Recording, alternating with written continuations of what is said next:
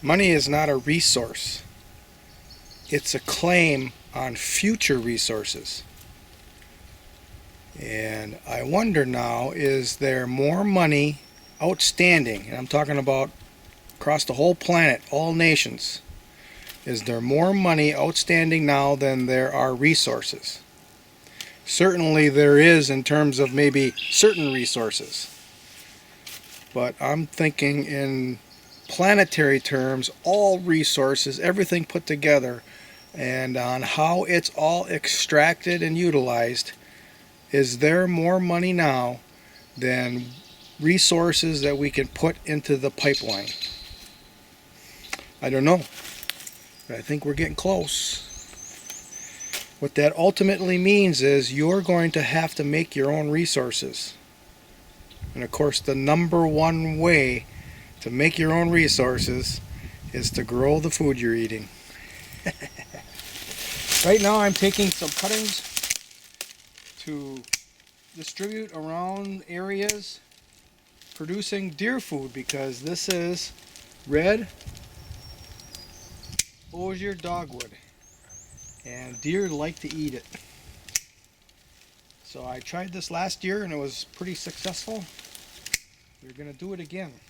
This is the bush that I took a lot of them off of, and you can see there's cut marks here on these bigger ones, and boy did it ever send up a bunch of brand new shoots. So this is like a never-ending resource here. Now you say, well, you can't eat red osier dogwood. Well, maybe not, but I can eat the deer that it attracts. That's why I bought this property. Okay. Wow. And I did some experiments on longer ones and shorter ones, fatter ones, and of course this was only one experiment, and don't know, there could be different conditions now, but what seemed to work the best were the longer, skinnier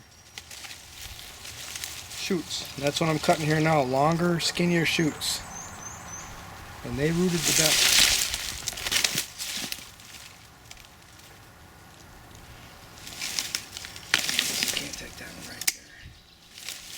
Got a swale mound that I want to populate. Actually, I got a couple of them. I'm just going to stick them right at the water level. Okay. It's like a bouquet of flowers. Yeah. We're going to stick these in the ground. And we're hoping they send out roots and grow a plant. Here's my swale mound right here. And I want to populate with dogwood, red osier dogwood. I'm going to plant them very dense, thinking that lots of them are going to die.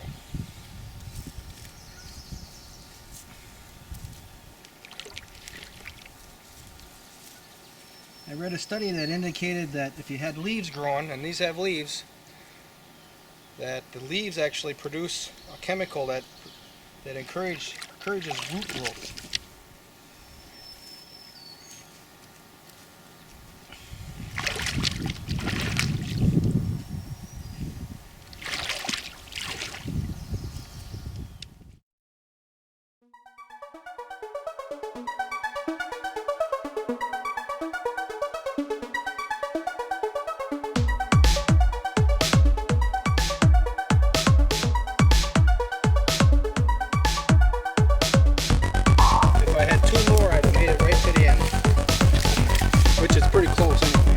A little bit of a tour of the swale mound.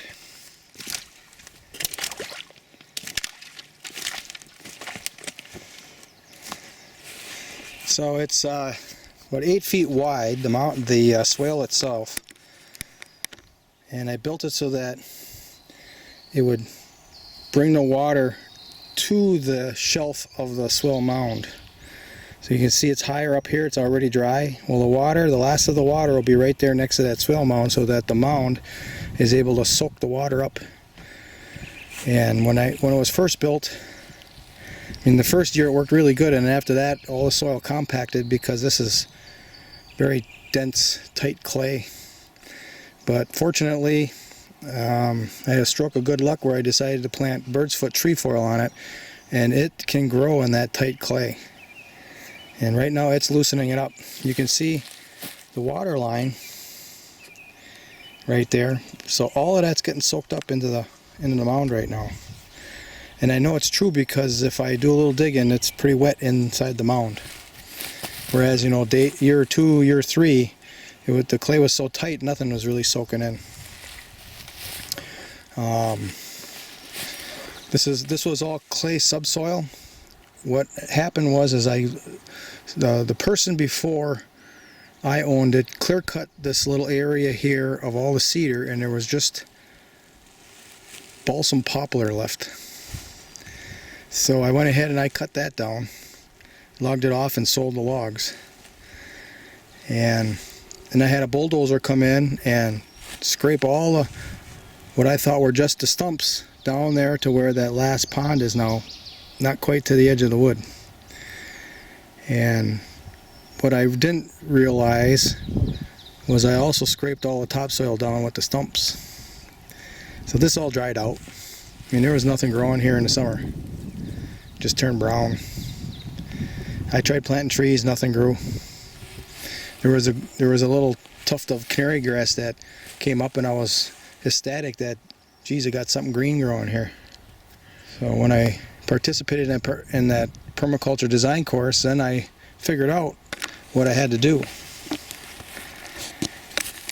to get it to soak up water, and that's what this is right here. A swale and a swale mound. And now the water, when it rains now, it just doesn't trickle down into the swamp, because it wouldn't soak in, it would just roll right off. Now it's captured by this swale, and then it's soaked up into the mound. And fortunately we have the bird's foot trefoil on there that's loosening that clay up. And it's working. I know for a fact it's working because things stay green now.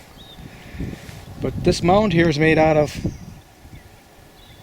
subsoil, clay subsoil, and it's filled with bird's foot trefoil. We'll get a close look at it in a little bit.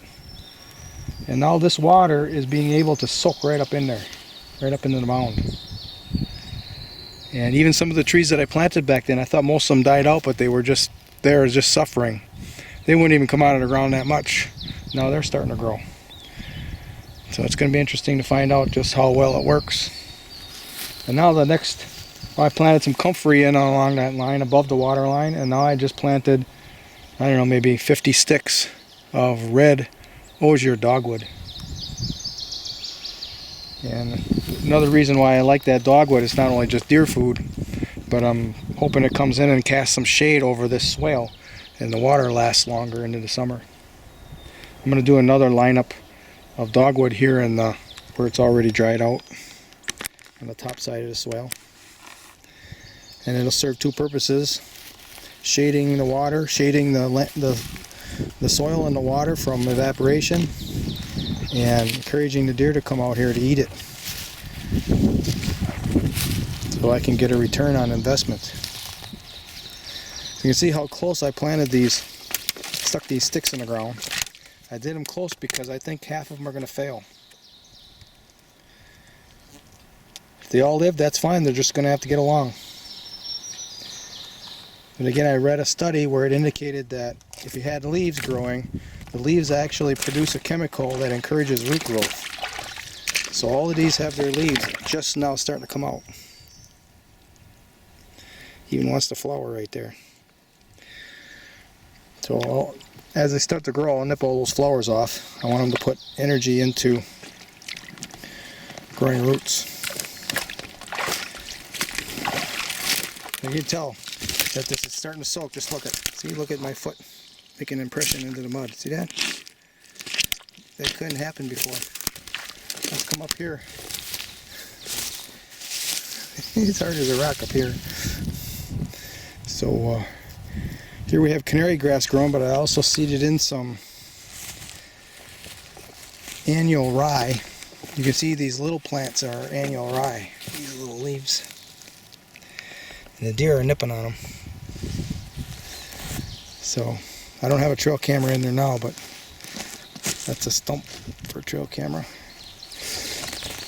last time I was up here we talked about this hugelkultur. So I'll show you this. These two trees were planted at the same time in 2014.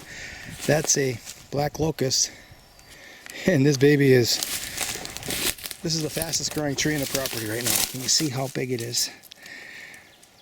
It's 7 years old.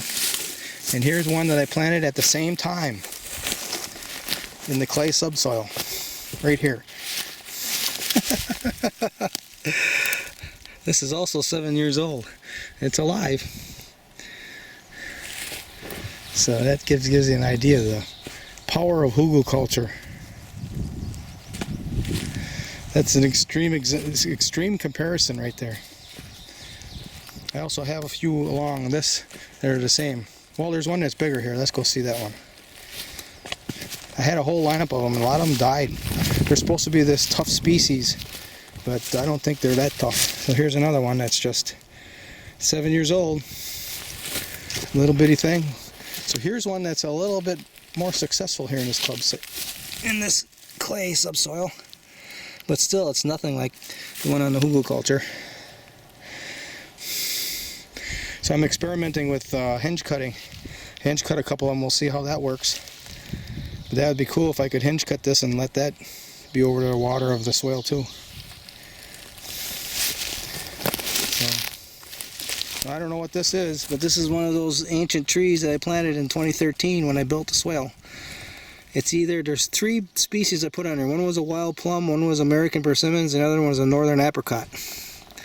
That does kind of have a northern apricot type of leaf, but we'll see. That would be great if I planted 25 of them along here.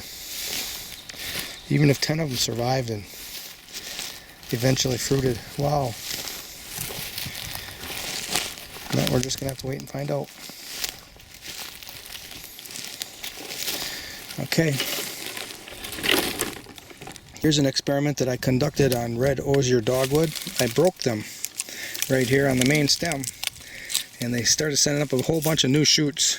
And the deer have already been grazing on them, but there's a lot of new shoots, and now they're at a level the deer can reach them. You can see that they've been nipping on them right here.